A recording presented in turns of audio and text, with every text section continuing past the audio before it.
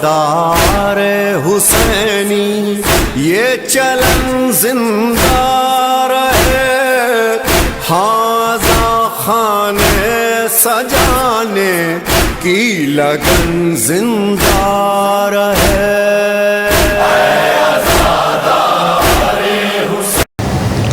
لا حول ولا قوة إلا بالله العلي العظيم۔ أعوذ بالله من الشيطان اللعين الرجيم، بسم الله الرحمن الرحيم۔ الحمد لله رب العالمين، الصلاة والسلام والتحية والإكرام على أشرف الأنبياء والمرسلين مولانا ومولا الثقلين جد الحسن والحسين أبي القاسم المصطفى محمد،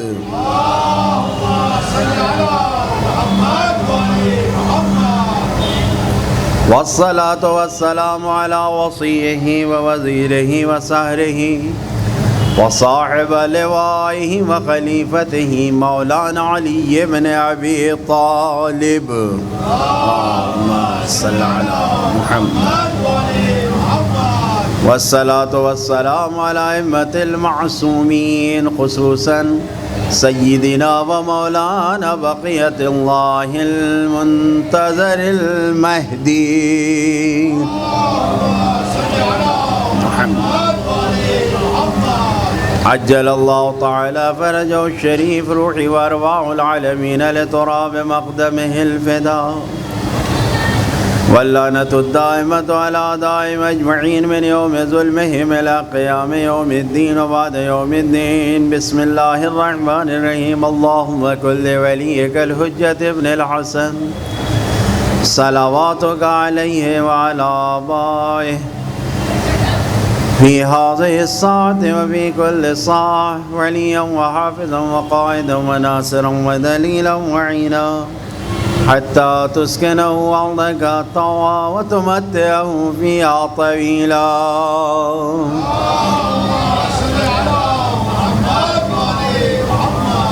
أما بعد، فقد أوصى حسين بن علي عليهما السلام: إنما خرجت لطلب الإصلاح في أمة جدي، أريد أن آمر بالمعروف وأنهى عن المنكر وأسير بسيرة جدي وأبي علي بن أبي طالب۔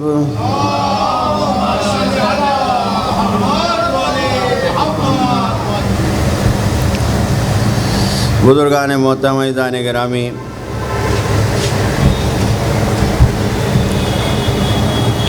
آپ حضرات سے گزارش ہے کہ ایک مرتبہ سورہ الحمد اور 3 مرتبہ سورہ قل هو اللہ پڑھ کر تمام مرحومین مرحومات، اپنے مرحومین مرحومات اور جن کا کوئی وارث نہیں ہے سب کی روحوں کو ہدیہ فرمائیں۔ سب مل کے پڑھیں۔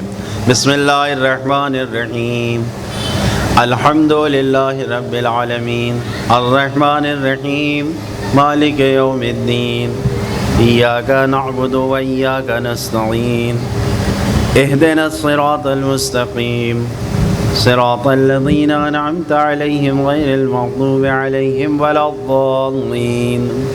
بسم اللہ الرحمن الرحیم، قل هو اللہ احد اللہ الصمد لم یلد ولم یولد ولم یکن له کفوا احد۔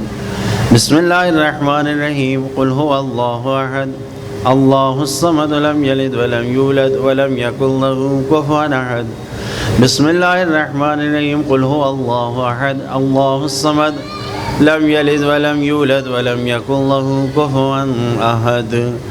تمام مرحومین مرحومات کی مغفرت کے لیے بآواز بلند صلوات پڑھیں۔ صلی علی محمد۔ بزرگان محترم، عزیزان گرامی، ایام عزا آ چکا ہے، چاند نمودار ہو چکا ہے۔ یقیناً ہماری ساری کوششیں اسی بات کی ہیں کہ ہم ائمہ معصومین بخصوص اپنے زمانے کے امام کو اس کی تعزیت پیش کر سکیں۔ لہذا اس غم کی آغاز اور ابتدا میں ہی اپنے امام کو تعزیت پیش کرنے کے لیے ایک مرتبہ مل کر صلوات پڑھیں۔ محمد عزیزان گرامی، بزرگان محترم، جیسا کہ آپ کی خدمت میں یقیناً پیغام پہنچا ہوگا اور میسج ملا ہوگا، اطلاع ملی ہوگی کہ سرکار سید الشہداء حضرت امام حسین علیہ السلام کا اس کربلا کے میدان میں، کربلا میں جانے میں کیا راستہ ہے، آپ نے کس راستے کو اختیار کیا ہے۔ وہ وصیت جو آپ نے اپنے بھائی کے نام کی ہے، اس وصیت میں یہی فرمایا ہے،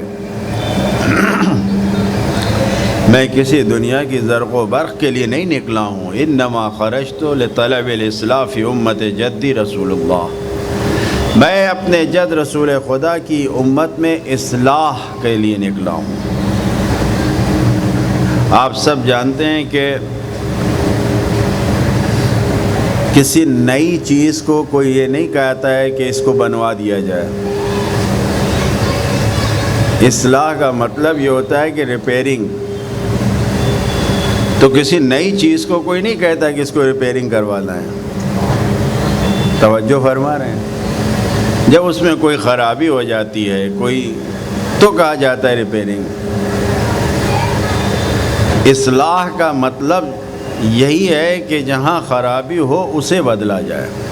توجہ فرما رہے ہیں؟ یقیناً امام نے ایسے حالات دیکھے 50 سال کے عرصے میں کہ امت زمین سے آسمان کی طرف جو جا چکی تھی وہ پھر آسمان سے زمین کی طرف پلٹ چکی ہے۔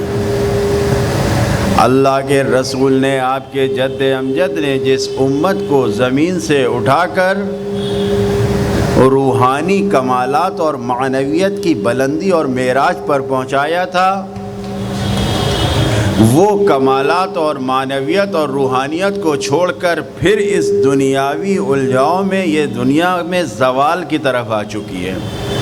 لہذا امام نے کہا میں اپنے جد کی امت میں اصلاح چاہتا ہوں، میں امر بالمعروف اور نہی عن المنکر کے لیے نکلا ہوں، اریدو، میں چاہتا ہوں کہ ان آمرا، اچھائیوں کا حکم دوں، برائیوں سے روکوں۔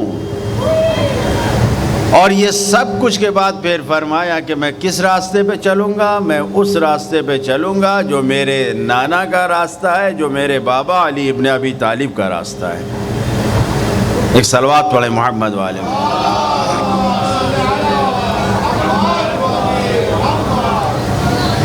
بزرگان محترم، عزیزان گرامی، ہر انسان کو اس بات کی فکر کرنا چاہیے کہ جو کچھ ہم انجام دے رہے ہیں، جو کچھ بھی ہم کر رہے ہیں، جو بھی ہمارا عمل ہے، وہ عمل مکمل کمپلیٹ طور پر اپنے مقصد تک پہنچ جائے، یعنی جس کام کا جو مقصد ہے وہ حاصل ہو جائے۔ ایک اگر تھوڑا سا غور کریں آپ تو یہ پورا سیٹ لگانے والے کا مقصد کیا ہے؟ اس کا مقصد تو یہی ہے نا کہ آواز صحیح طریقے سے لوگوں تک پہنچ جائے، اس کے علاوہ تو کوئی اور مقصد نہیں ہے اس کا۔ مجلس میں آپ آئے، یہ بچھا ہوا شامیانہ یہ جو لگایا گیا ہے، یہ جو فرش کے طور پر یہ کرسیاں رکھی گئی ہیں، یہ جو انتظام کیا گیا ہے، ان سب کا مقصد کیا ہے؟ مقصد صرف اور صرف یہی تو ہے کہ یہ بارگاہ خدا میں قبول ہو جائے۔ اگر آپ پورے واقعات کربلا پہ غور کیجئے تو اس واقعات کربلا کو نشر کرنے والی جناب شہزادی ثانیہ زہرا نے خدا کی بارگاہ میں سارے حادثات اور واقعات کے بعد جو بات کہی تھی وہ کیا تھی؟ اللہم تقبل منا ھذا القربان، اے میرے پروردگار ہم سے اس قربانی کو قبول کر لے۔ توجہ فرما رہے ہیں، شک و شبہ کی گنجائش تھی، ذرہ برابر دکھاوا اور ریاکاری تھا کسی قربانی کے پیش کرنے میں۔ اول دن سے میدان کربلا میں آنے سے لے کر عصر عاشور اور پھر شام غریبہ اور پھر 11 محرم تک کا وقت آنے تک میں کسی ایک عمل میں ذرہ برابر کوئی دکھاوا، کوئی ریاکاری، کوئی دنیا طلبی تھی، لیکن اس کے باوجود بھی ساری قربانیوں کو ایسا نہیں ہے کہ شہزادی زینب مثلا جناب اون محمد اور کو سامنے رکھ کے کہہ رہی ہوں، تمام قربانیوں کو اپنے سامنے رکھ کر کہہ رہی ہیں اللہم تقبل منا ھذا القربان، ہم سے یعنی ہم اہل بیت سے اس کو قبول کر لے۔ کبھی غور کیا ہے، کبھی سوچا ہے کہ خدا کی بارگاہ میں اس عمل کے قبول ہونے کے لیے ہمیں کیا کرنا چاہیے؟ جب اتنی بڑی قربانی پر پہنچنے والی، اتنی بڑی عظیم الشان قربانی دینے والی، سب کچھ خدا کی بارگاہ میں پیش کرنے والی شہزادی کو اگر کوئی فکر ہے تو یہی ہے کہ ہمارا عمل قبول ہو جائے، اس کے علاوہ تو کوئی فکر نہیں ہے، یہی تو کہا ہے۔ اور اگر آپ دیکھیں ائمہ معصومین علیہم السلام کی زندگی میں جو چیز سب سے زیادہ قابل ملاحظہ اور قابل غور ہے وہ یہی ہے کہ تمہارا عمل خدا کی بارگاہ میں پہنچ جائے۔ توجہ فرما رہے ہیں، کوفے کی زندگی میں علی ابن ابی طالب، مولا علی ابن ابی طالب علیہ السلام کی زندگی میں، مل کے صلوات پڑھیں،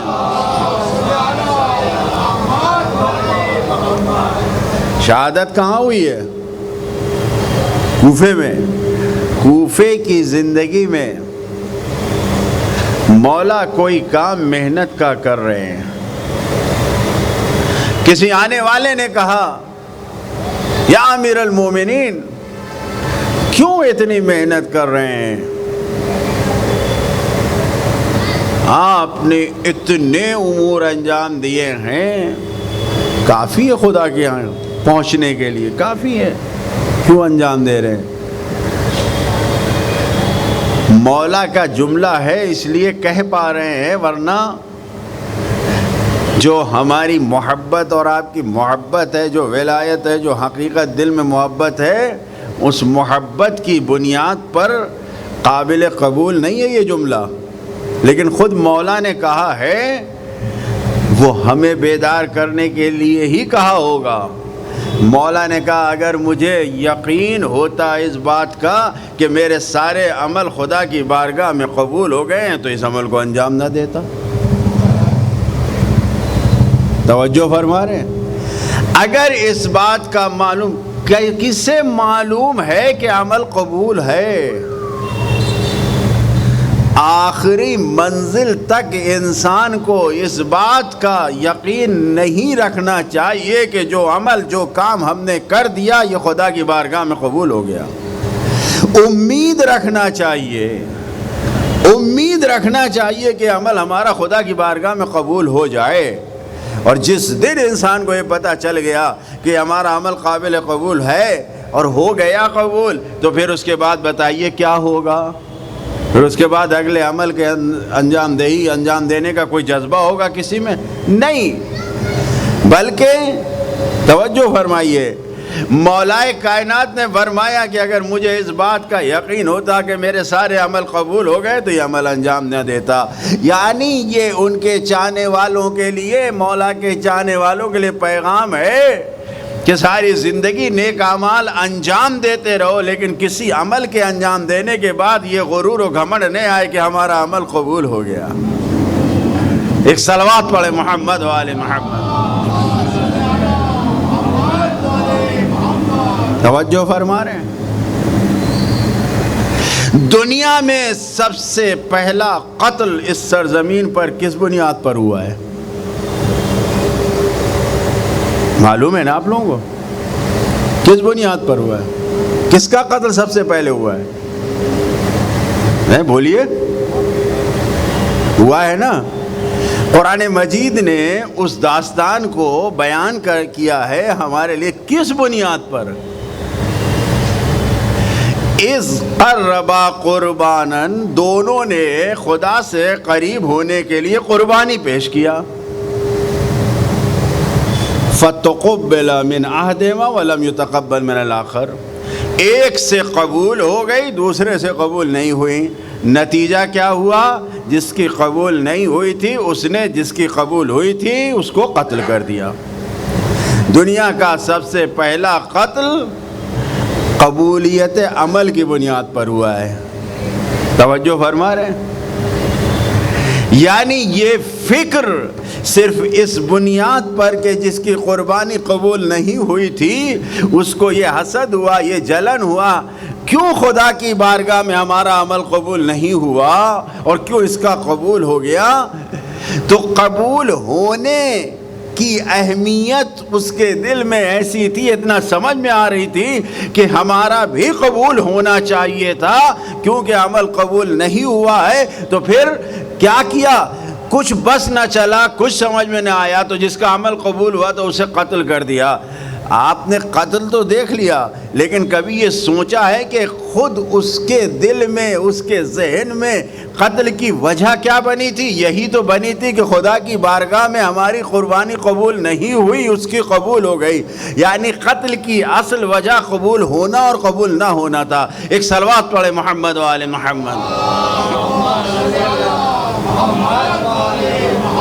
توجہ فرما رہے ہیں؟ جناب ابراہیم علیہ السلام نے جب خانہ کعبہ کی تعمیر کیا، دیواروں کو بلند کیا، اذ یرفع ابراہیم القواعد، سورہ بقرہ میں غالباً 127 نمبر آیت۔ جب دیواروں کو بلند کیا تو پھر کیا کہا؟ ذرا سوچیں، غور فرمائیں، ابراہیم کس منزل پر ہیں؟ عمل ان کا کس منزل پر ہوگا؟ کہاں ہے جناب ابراہیم؟ خلیل اللہ ہیں، خدا کے اتنے محبوب بندے، اتنا قریب بندے، جن کو امام بنایا، خلیل بنایا، سب کچھ بنایا، وہ خدا کی بارگاہ میں خانہ کعبہ کی دیواروں کو بلند کرنے کے بعد خدا سے جو 5 دعائیں کر رہے ہیں، اس میں پہلی دعا یہی ہے کہ ربنا تقبل منا، اے میرے پروردگار ہم سے اس کو قبول کر لے۔ یہ تقبل، یہ قبول کروانے کی جو خواہش ہے، معلوم ہے کہ انسان کتنے اعمال بھی کر لے جائے، اصل یہ ہے کہ انسان کا عمل خدا کی بارگاہ میں قبول ہو جائے۔ ایک صلوات پڑھے محمد و آل محمد۔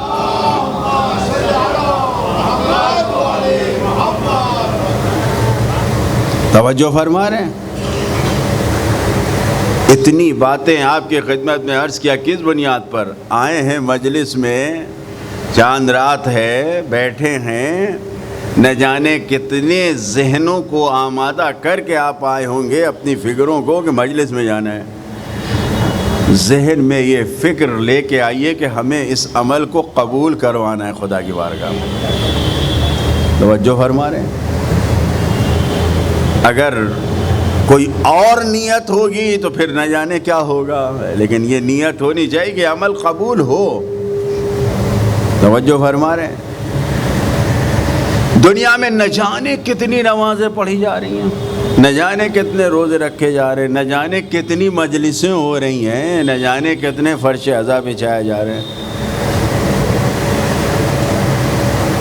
لیکن عمل قبول خدا کی بارگاہ میں کون سا ہے کسے معلوم؟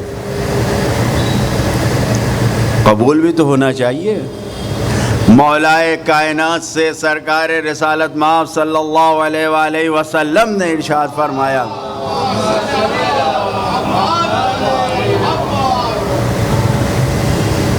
کونو، اے علی ہو جاؤ، کس بات کی فکر میں رہو؟ عمل کے انجام دینے سے زیادہ کس بات کی فکر میں رہو؟ قبولیت عمل کی بھی۔ ذرا سوچیں، غور کریں، ایک مدینۃ العلم ہے، ایک باب العلم ہے، ایک علم کا شہر ہے، ایک علم کا دروازہ ہے، اور دونوں میں گفتگو ہو رہی ہے۔ کیا گفتگو ہو رہی ہے؟ اے علی، جو خود سرکار رسالت مآب کا جملہ ہے، اس جملے کو میں آپ کی خدمت میں عرض کر دوں، کونوا علی قبول العمل اشد من اصل العمل۔ اے علی، قبول عمل پر زیادہ شدید ہو جاؤ خود اصل عمل سے۔ تمہارا اہتمام، تمہارا سارا انتظام، تمہاری ساری ہم و غم و ساری فکر خود عمل کے قبول ہونے پہ ہونا چاہیے، خود عمل سے زیادہ اس پر اہتمام کرو۔ اللہ کا رسول فرما رہا ہے، کس سے؟ خاتم الاوصیاء سے کہہ رہا ہے، جو سارے وصیوں کے سردار ہیں، کہ تمہیں اس بات کی فکر زیادہ ہونی چاہیے کہ عمل قبول ہو جائے۔ ابھی سوچا ہے، کثرت عمل مراد نہیں ہے، معیار نہیں ہے، خود کیفیت عمل مراد ہے۔ توجہ فرما رہے ہیں، کوانٹیٹی نہیں چاہیے، کوالٹی چاہیے۔ یہ میں اپنی طرف سے نہیں کہہ رہا ہوں، قرآن مجید کا اعلان ہے، آپ نے بارہا سنا ہوگا، نہیں تو قرآن کی آیت میں پڑھا ہوگا، جو لوگ غور کرتے ہیں دیکھا ہوگا، وَالَّذِي خَلَقَ الْمَوْتَ وَالْحَيَاةَ لِيَبْلُوَكُمْ أَيُّكُمْ أَحْسَنُ عَمَلًا۔ خداوند عالم وہ ہے کہ جس نے موت اور زندگی کو پیدا کیا ہے تاکہ تم کو دیکھے کہ تم میں کس کا عمل اچھا ہے، کس کا عمل بہترین ہے۔ یہ نہیں کہا ہے خدا نے کہ وہ اس لیے تم کو دیکھنا چاہتا ہے لِيَبْلُوَكُمْ أَيُّكُمْ أَكْثَرُ عَمَلًا، کہ کس نے زیادہ عمل کیا ہے۔ توجہ فرما رہے ہیں، کس نے اچھا عمل کیا ہے، کس کی نیت خالص ہے۔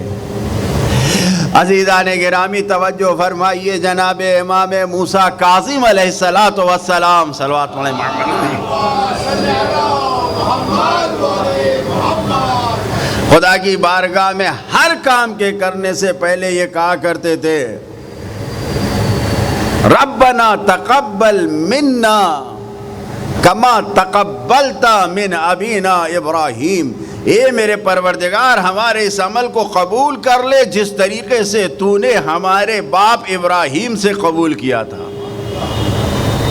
ارے قرآن نے جب بیان کیا ہے اس بات کو، ابراہیم کی دعا بنا کے پیش کیا ہے قرآن کو، تو یہ تو معلوم ہے، یقینی ہے۔ اچھا، قرآن کے میں بیان ہونے پہ اگر کسی کو شک ہے کہ اس میں بیان ہوا ہے تو کوئی گارنٹی نہیں قبول ہے، لیکن خود معصوم کی زبان فرزند رسول ہیں جناب موسیٰ کاظم علیہ السلام، وہ کہہ رہے ہیں، اے میرے پروردگار، ہمارے عمل کو قبول کر لے جیسے تو نے ہمارے باپ ابراہیم کے عمل کو قبول کیا تھا۔ ایک صلوات پڑھے محمد و آل محمد۔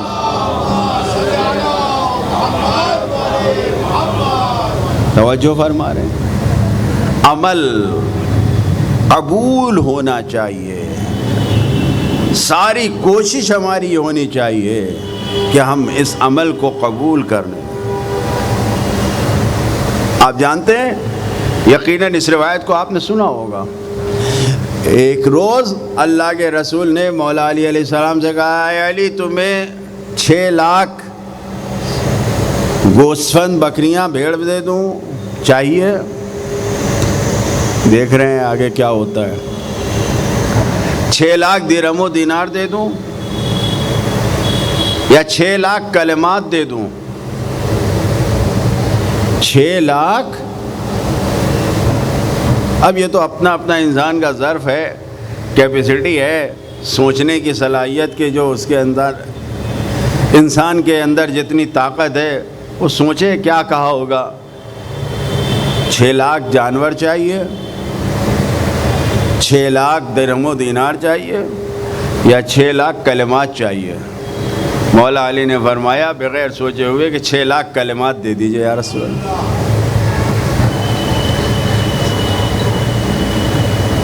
قد اجمع 6,000 کلمات فی 6 کلمات. میں تمہیں 6 لاکھ کلموں کا نچوڑ بتا رہا ہوں جو 6 کلمے میں جمع ہے. مولا کائنات سے خود نبی کریم نے فرمایا ہے کہ علی میں 6 لاکھ کلمات کا نچوڑ بتا رہا ہوں کہ جو 6 کلمات میں تمہارے سامنے ہیں. اس میں پہلا کلمہ جو بیان کیا ہے وہ یہی ہے کہ اے علی کثرت عمل کی طرف نہ جانا, قبولیت عمل کی طرف جانا. لوگ کثرت عمل کی طرف جائیں گے, تم صفوت عمل کی طرف جانا. لوگ زیادہ کرنا چاہیں گے, تم وہ کرنا کہ جو خدا کی بارگاہ میں قبول ہو, پسندیدہ ہو. ایک صلوات پڑھے محمد و آل محمد.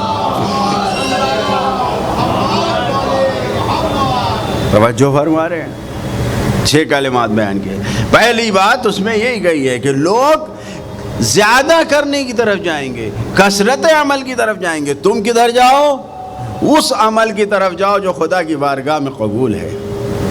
کسی اور طرف نہیں جاؤ, جو خدا کی بارگاہ میں قبول ہے. لوگ دنیا کو سجانے میں لگیں گے,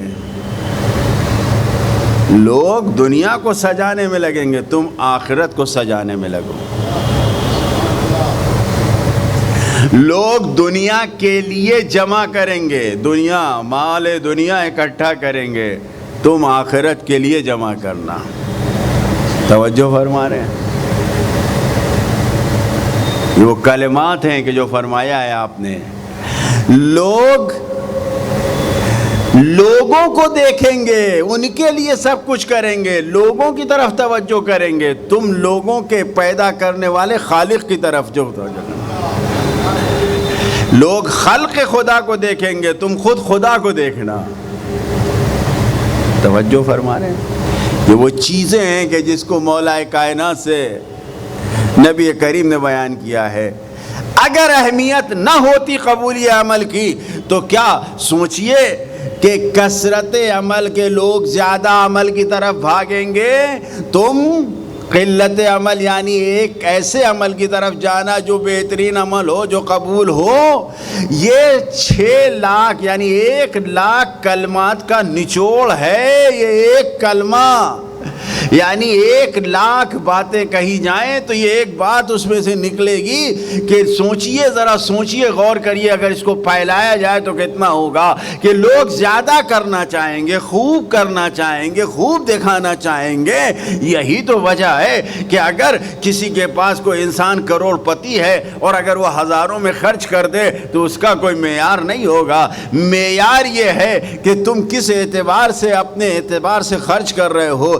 بھائی اگر کروڑ پتی رہنے والا انسان ہزاروں میں خرچ کر رہا ہے اور ہزاروں میں رہنے والا انسان بھی ہزاروں ہی میں خرچ کر رہا ہے اللہ کی راہ میں, تو کس کی زیادہ قبول ہوگی, کس کی کیفیت قبول ہوگی؟ عمل قبول اسی کا ہوگا کہ جو واقعاً خدا کے لیے انجام دے رہا ہو. ایک صلوات پڑھے محمد و آل محمد.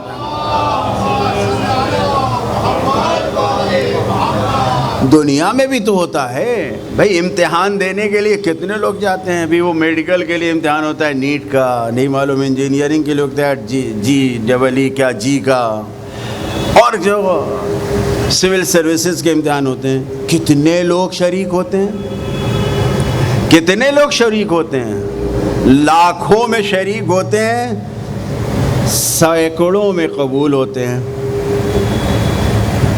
معلوم ہے نا بھائی, لاکھوں میں لوگ شریک ہوتے ہیں, 1000 1100 1200 یہ قبول ہو جاتا ہے.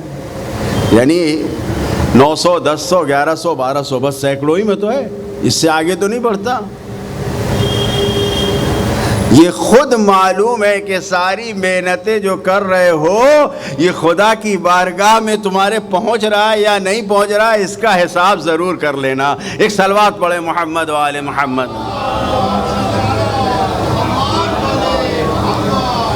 عمل کو قبول ہونے کے لیے کچھ شرطیں ہیں، 5 شرطیں ہیں عمل کے قبول ہونے کے لیے۔ 5 شرطیں، کیونکہ عمل کے قبول ہونے ہی کو آج میں بیان کر رہا ہوں کہ امام نے جو قدم بڑھایا ہے وہ اسی لیے بڑھایا ہے کہ خدا کی بارگاہ میں قبول ہو جائے۔ تو امام کا غم منانے والوں کو بھی اس فکر ہونی چاہیے کہ ایسے اعمال انجام دیں کہ جو قبول ہو جائے۔ پہلی شرط اعتقادی ہے، عقیدہ۔ توجہ فرما رہے ہیں؟ بہت زیادہ میں توضیح نہیں دوں گا، صرف اتنا بتانا چاہتا ہوں کہ اگر انسان کے اندر ولایت اہل بیت پائی جا رہی ہے تو عمل قبول ہوں گے۔ لاکھوں لوگ سول سروسز کا امتحان دیتے ہیں، کچھ لوگ قبول ہوتے ہیں۔ کیوں؟ اس لیے کہ ان کے اندر وہ شرائط پائی جاتی ہیں کہ جو رکھی گئی ہیں، ایگزامن کی طرف سے، ایگزامنر کی طرف سے جو شرطیں رکھی گئی ہیں اس کو انہوں نے پاس کر لیا ہے، تب وہ آگے بڑھے ہیں۔ توجہ فرما رہے ہیں؟ اللہ نے تمام اعمال کو ہمارے قبول ہونے کا دار و مدار کس چیز پہ رکھا ہے؟ ولایت پر۔ بِمُوَالَاتِكُمْ تُقْبَلُ الطَّاعَةُ الْمُفْتَرَضَةُ، تمہاری ولایت کے ذریعے ہمارے واجب اعمال قبول ہوتے ہیں۔ ایک صلوات پڑھے محمد و آل محمد۔ توجہ فرمائیں، یہ یا علی، ایک باواز بلند صلوات پڑھیں۔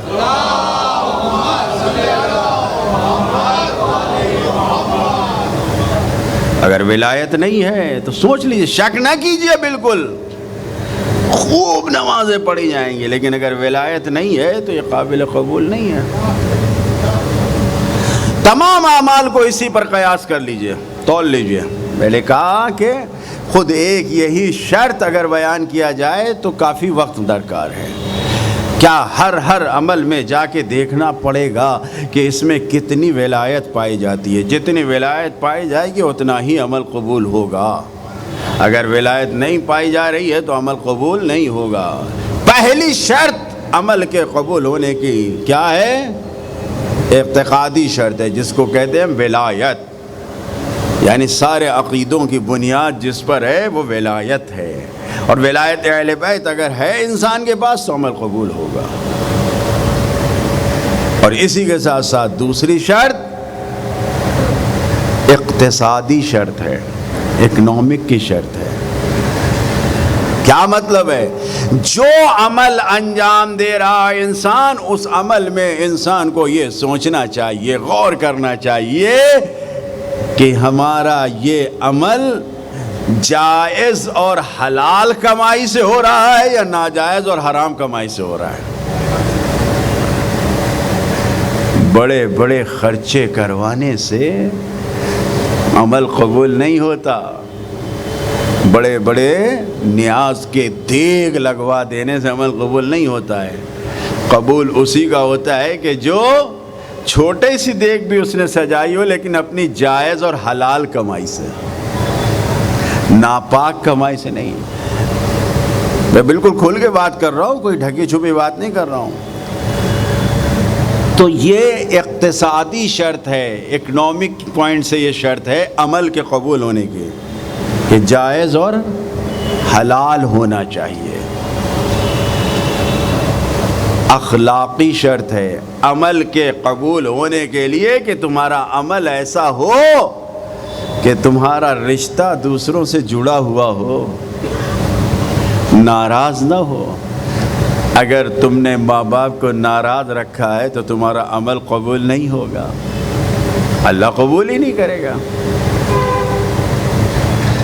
روایتیں آپ کے سامنے ہیں۔ چھٹے امام نے فرمایا، حضرت امام جعفر صادق علیہ السلام کی روایت ہے،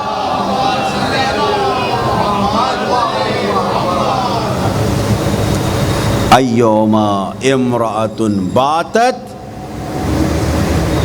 وزوجها ساخطۃ علیہا لم تقبل صلاتها، اگر ایک عورت سو رہی ہے رات میں اور اس کا شوہر اس سے ناراض ہے تو اس کی نماز قبول نہیں ہوگی۔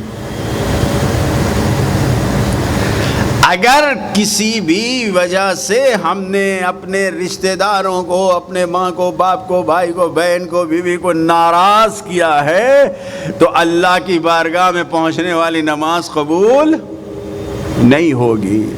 عمل کے قبولیت کے لیے ضروری ہے کہ ہمارا اخلاق اچھا ہونا چاہیے۔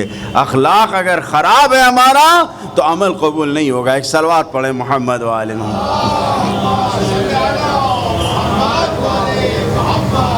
توجہ فرما رہے ہیں۔ اور اسی کی طرح عبادی شرط بھی ہے، عمل خالص اللہ کے لیے ہونا چاہیے۔ جو بھی عمل انسان انجام دے رہا ہے وہ خدا کے لیے ہونا چاہیے۔ عبادی یعنی نیت میں ہمارے اخلاص پایا جانا چاہیے، دوسروں کو دکھانے کے لیے نہیں، ریاکاری کے لیے نہیں۔ اگر یہ فرش عزا یہ سب کچھ بچھایا گیا ہے کس لیے کہ لوگوں کو اچھا لگے تو اس کا کوئی فائدہ نہیں ہے۔ لیکن اگر لگاتے وقت، بچھاتے وقت، سجاتے وقت یہ خیال ہے کہ ہمارے مولا کو پسند آ جائے، ہمارے خدا کو پسند آ جائے، ہمارے امام کو جو ہمارا پرسہ لینے والا اس کو پسند آ جائے، تو یہ نیت خود عمل کے قبول کی گارنٹی ہے، ضمانت ہے۔ نیت پاک ہونی چاہیے انسان کی۔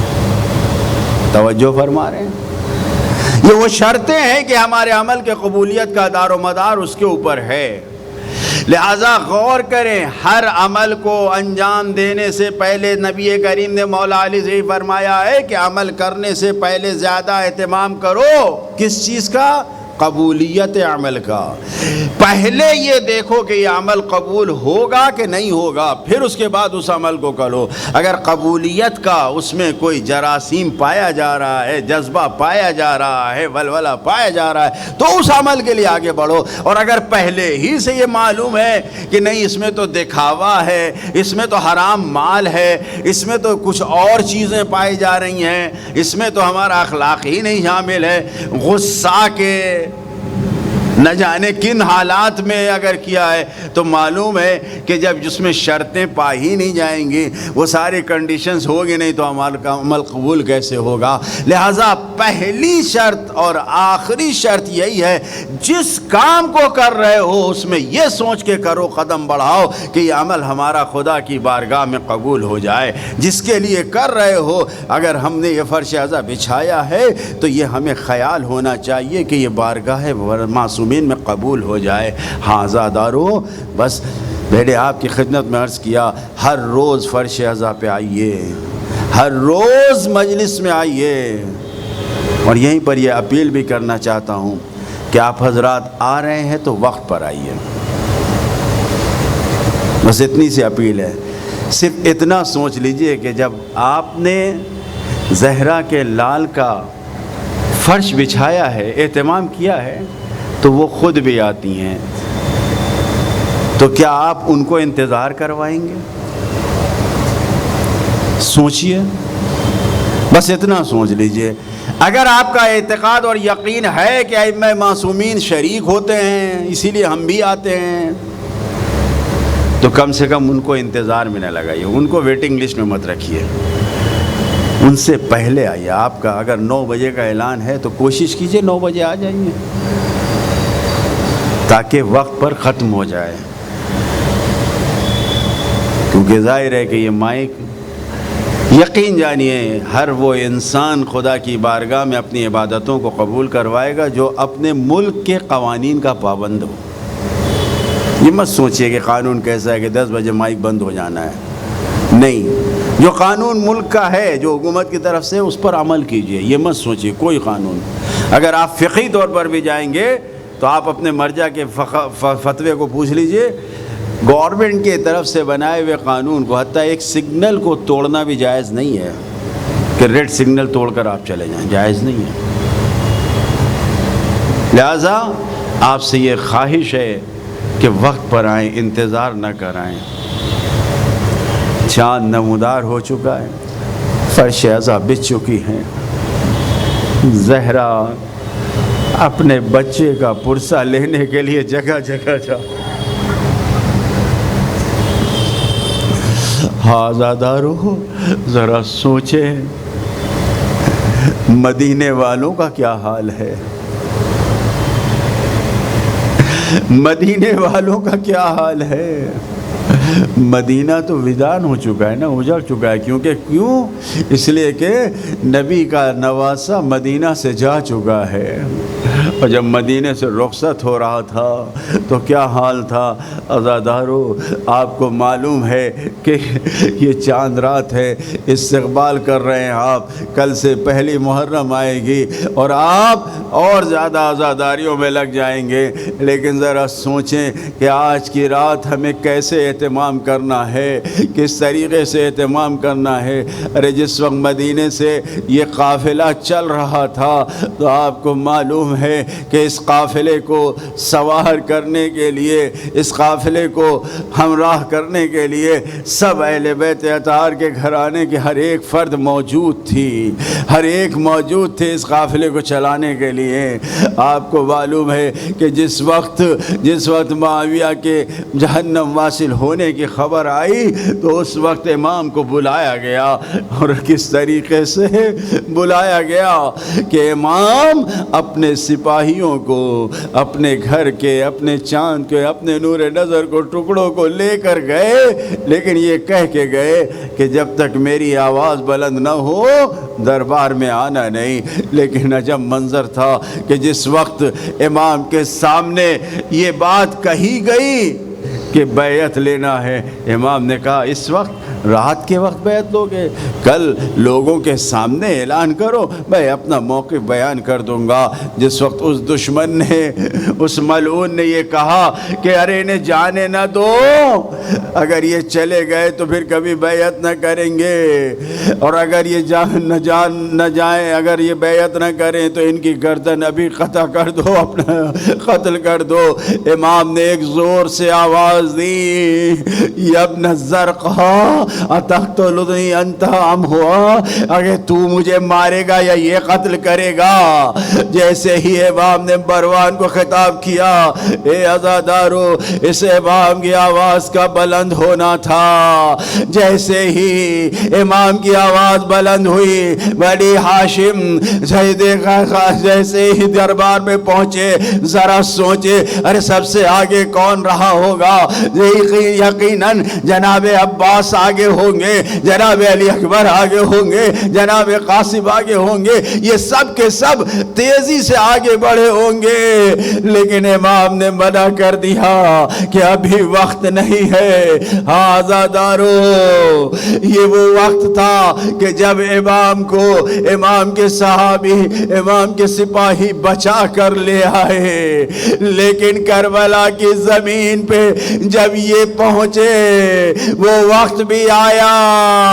ارے جس چاند کو آپ نے دیکھا ہے، اس چاند کو کربلا میں دیکھا گیا تھا، کربلا کے راستے میں دیکھا تھا۔ یہ چاند وہ تھا کہ جس نے کربلا کے میدان میں بھوکے پیاسے بچوں کو ذبح ہوتے ہوئے دیکھا،